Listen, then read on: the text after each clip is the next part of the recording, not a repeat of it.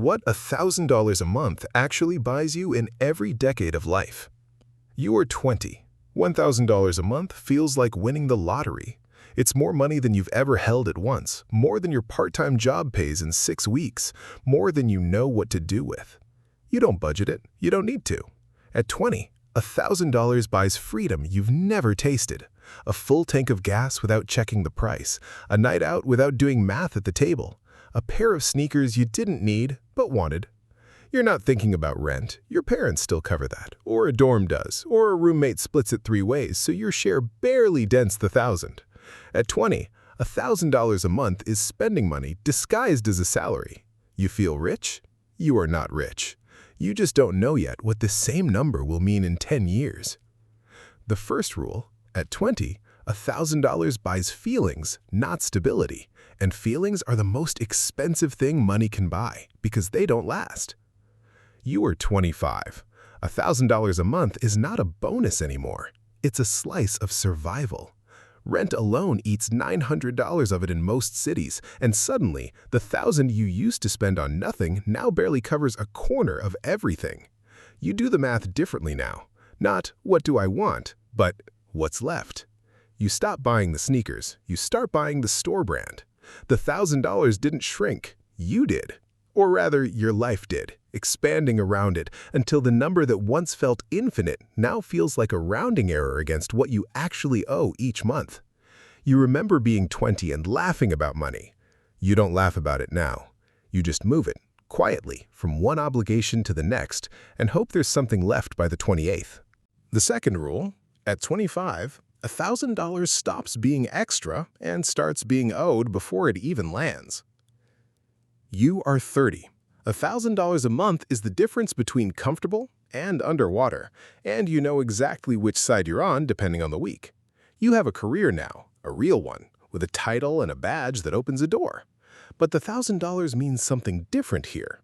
It's not your whole paycheck anymore, it's a fraction of it, and how you spend that fraction says everything about who you've become. Some months it goes to a kid's daycare. Some months it goes into a retirement account you check twice a year and pretend to understand. Some months it just evaporates into the invisible tax of adult life.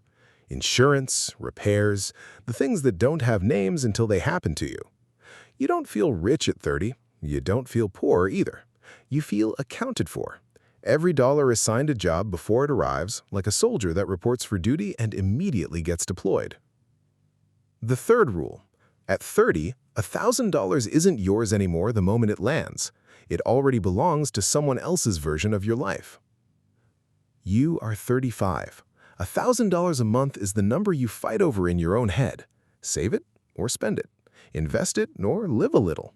You've read enough, listened to enough podcasts, watched enough people your age post vacation photos to know there's a version of you that's supposed to be doing more with this money than just surviving on it. So you split it. Half goes somewhere responsible, a fund, account with a name like Future or Someday. Half goes somewhere human, a dinner out, a gift, a small rebellion. Against a spreadsheet you've built your whole adult life around. At 35, $1,000 buys you the exhausting privilege of choice. You have options now. You didn't at 25. But options come with their own weight, because every choice you make is a choice you didn't make. And you feel both of them. The fourth rule.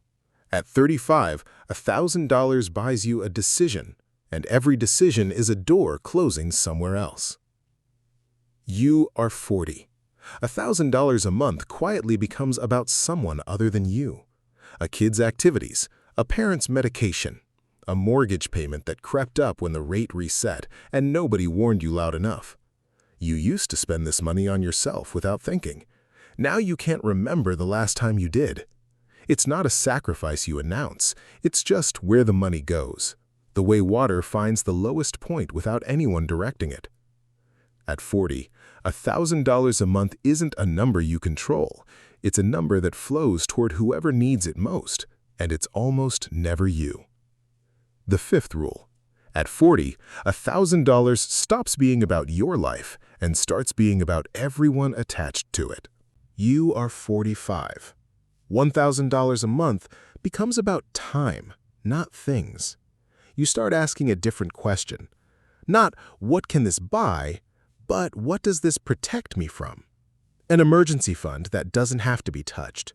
A cushion so a bad month doesn't become a bad year. You've lived through enough surprises by now. A layoff, a health scare, a market dip that erased a year of saving in a week, to know that money isn't really about the things it purchases. It's about the disasters it prevents. At 45, $1,000 buried quietly in savings is worth more to you than $1,000 spent because you've learned the hard way what happens to people who never built the cushion. The sixth rule. At 45, $1,000 buys insurance against a version of your life you've already seen happen to someone else. You are 50. $1,000 a month becomes about the finish line, even if you're not ready to say the words out loud. Retirement isn't abstract anymore. It has a shape, a rough date, a number attached to it that either comforts you or keeps you up at night. Every $1,000 now gets measured against that horizon. Will this get you there faster? Will spending it now cost you 2 years later? You've stopped asking what the money buys today. You've started asking what it buys you at 65, at 70, in the version of your life where you no longer have a paycheck landing every 2 weeks. At 50, $1,000 a month isn't spending money. It's a countdown, ticking either toward freedom or toward a problem you can already see coming. The seventh rule? At 50, $1,000 stops being about now and starts being about how much time you've bought yourself later. You are 55. $1,000 a month becomes about the people you'll leave something to, whether you planned on that or not. You watch your parents age, maybe watch one of them go, and the money you inherit or don't inherit reshapes how you think about your own $1,000. You start wondering what you'll leave behind. A kid's down payment, a grandkid's school fund, something that outlives the paycheck entirely.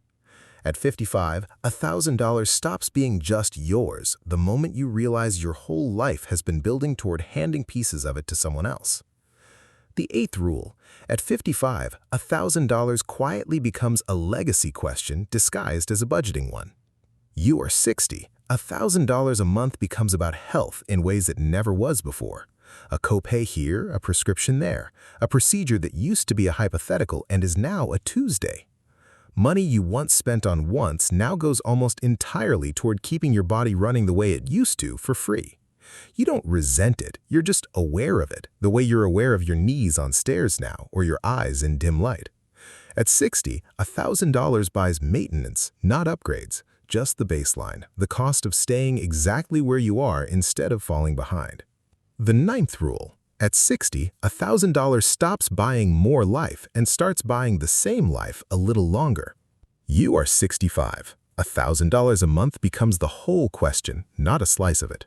If you built the cushion at 45, protected the horizon at 50, planned the legacy at 55, this is where it pays off or where it doesn't.